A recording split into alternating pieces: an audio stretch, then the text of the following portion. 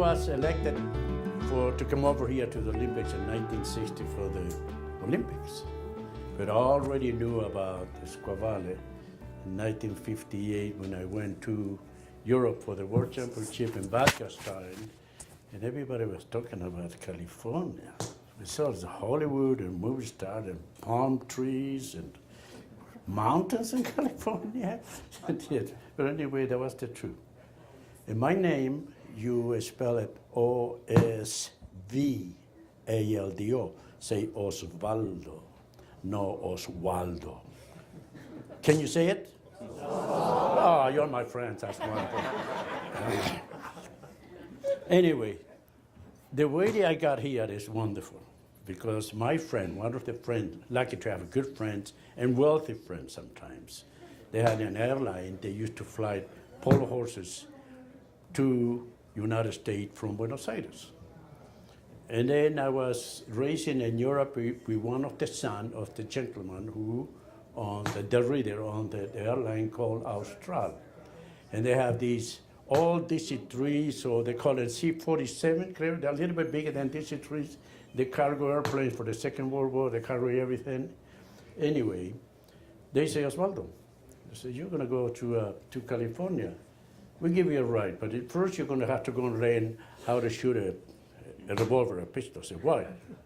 Because the only way that we can take you legally, if you're going to work for us, and you are going to be the one who is going to watch these polo horses. If some horse goes crazy, you go boom, instead of making it on an airplane. You know? Anyway, I said, okay, I learned how to shoot the bell things, you know. But never had to do it, but anyway. That's the way that I arrived to Miami in late 1959, and I spent Christmas in Miami. Then I have a ticket to go. We couldn't come over to Squaw Valley because no snow. Did you look outside? But anyway, no snow. And then what we decided, the team decided, the rest of the team that was ahead of me here, they went to Aspen. And for me to get to Aspen, I took a train from Miami to St. Louis to Pueblo, Colorado to Glenwood Spring, Colorado, and I went to Aspen. But what an adventure. That was just beautiful. I arrived, I can't speak the language. I still can't, but yeah, I have these wonderful ladies, that you call it the ladies, in Christmas time, they always with their little bells and ask you for something. Anyway, I arrived after being in a train from Miami to St. Louis, and I have my guitar, and I don't have anything else. And I was playing the guitar, and people started inviting me all over. Everybody said, oh, he goes to the Olympic, he cannot drink wine. They don't know, but anyway. And they gave me Coca-Cola, and my stomach was big like this. But anyway, and one priest, a Catholic priest who spoke Spanish well, he says, just stay with me. And then I started playing music, and it was wonderful. We always stay on a dining room, whatever. And then Sunday said, oh, I missed my station. He has to go back to the next day, back to where he was going. But anyway, what experience. Wonderful people. They grabbed my hand in St. Louis. They took me to the next train to go to Pueblo, Colorado, where I did have my first haircut. If you're going to go to the Olympics, you represent your country, you better be in good shape, right? Look fine. Even if you don't know how to ski, but it's okay. Anyway, I arrived between Pueblo and Glenwood, Colorado. We met a gentleman, Tommy Thomas, is his name. He used to make the movie for Walt Disney, and all the animals and flowers, whatever. That's a long time ago. You kids, you weren't born yet, come on. And it was just beautiful. And this gentleman said, where are you going to stay? Where the Argentine team stays? I don't know. Anyway, I was playing the guitar again in that train. We arrived to Aspen. Everybody was waiting. Do we have snow? Any snow in California? No. Well, we have to stay here. Where are we going to stay? We don't have any money. And then we met Mr. Tommy Thomas at the restaurant. He was talking, he spoke Spanish, as a matter of fact. And he asked me, where are you staying? I said, well, one stay over there, one over there, and the team is, we didn't have very much money. We were not supported by the Argentine Federation by that time, Ski Federation. And he said, oh, you have a girl who plays the guitar on your team and you do that? If you do that for me and I make a tape, they say, I'm gonna let you a house. And they lend us a beautiful home for a month. That was beautiful. We can ski, that was beautiful skiing. Shaska, a nice old company, give us all the equipment and things like that. Well, that's the story how I get here. Then we went to the U.S. Open. Yes, it was in Utah. And then we went to Squaw Valley. And then we had permission to come over to Squaw Valley. Was in the beginning of February. We arrived here, and we didn't see anything because it was very stormy. But the next day, after we were in the village, and I saw this mountain, it's a love on sight, I promise you. It's like seeing a beautiful woman, and you'll never forget it. We're lucky to have this mountain, the wilderness.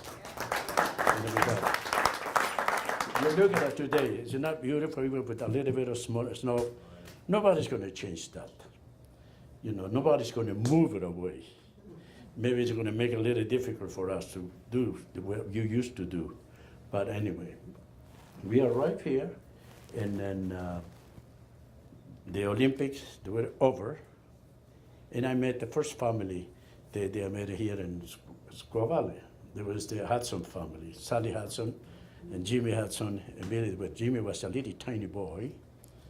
And I'm going to say something funny, don't worry. But I saw Jimmy, just a tiny, very strong, always strong. We stay overnight. After all the athletes had to move from the village. And Sally invited us. They used to have the ski shop at the lodge during the 60 Olympics. And then we slept over there in a beautiful, it was just one. I was saying, I'm here, I can't believe it. Maybe a couple of weeks I was going to go back to Europe. For the World Championship, I was invited to go to France. You never know what is going to happen to you. The women are around all over. Anyway, but Jimmy, any minors here? No. But Jimmy Joe with no pants on or anything. It's beautiful, Californian type. It's snow outside and cold. It was, Jimmy Hudson, right? Mm-hmm. Strong. And he used to go over there and put his spin and go, I never saw a child you can speak so far away. Jimmy Hudson, the first family I met in United California. I still tell him that. He goes, well, come on, give me a break.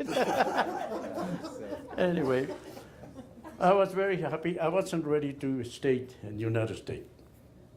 I wasn't ready because we had too many dictators in Argentina. By that time, the Cold War supported by the State Department.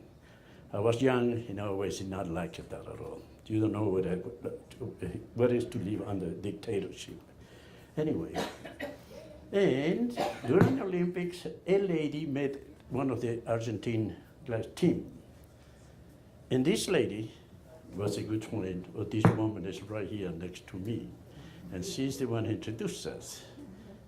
Eddie was carrying the trophies for the athletes, how do you call it, with a little pillow every time the finish line. And she was in the 60 Olympics too, involved. Anyway, years went by. We had nothing but memory. I'm not going to say anything else. Don't worry about woman.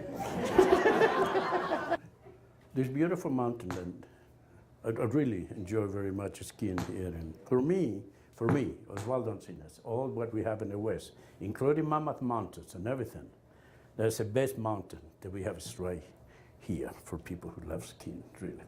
And you learn, this is where we have so many athletes coming out of this mountain. Must be a reason, isn't it? But anyway, we had these people running this beautiful mountain. Sometimes it wasn't right or wrong, but we have the mountain the way that we want to have it and nothing else. Well, things have changed, like my life changed too, coming over. With Eddie, well, I played the guitar many times, and finally I had to sing. She followed me, oh Lord, oh Madre mia. And one time, Well, one time at Mammoth Mountain, we went with all the USK team that were here, Tom Corcoran, and we were playing soccer over there in a parking lot after the Olympics. And then I just couldn't speak a single word in English. I just only used my hands. And we were having dinner, and everybody was having fun. And somebody brought me a plate of food. They say the love came through your tummy too. Look at that. She's still here. She's still feeding me. But anyway, yeah, no. That's how I arrived at this beautiful place and meet so many beautiful people. That some of them, they're gone, and we're still here talking as the old timers. And forever, our children that were here, they're still coming over, love to ski here, and the grandchildren. And I will say that Squaw Valley might have some changes. You can't, but anybody who will do something here, that's going to be doing something. I hope that they will have the respect for nature in the valley, yes, for the respect of all of us people that be here for a long time and has this beautiful feeling of this home that we have. And I'm not against progress, but progress should be done with taste and with understanding and work out with the community. That's what we are going to need. And I was going to say my final words for this woman. Eddie wrote a book, The Tale of Two Valleys of Squaw Valley, Alpameros of Squaw Valley. For us, we worked in Alpamero for many years, and I was coaching in both places. And for me, I have the heart. I'm a lucky man. I have the heart and the two valleys. That valley, on the other side, right now, it's the purest valley that we have around. Really, it's just beautiful. And Alpamero is going to be like that. And the Squaw Valley is going to be the same. And know that the people will understand that we are very strong, and we need a community who has their past, but we are not against the future, but with a good taste. And I want to say to my dear wife, thank you for being mayor. 2011, we celebrated our 50th wedding anniversary living here.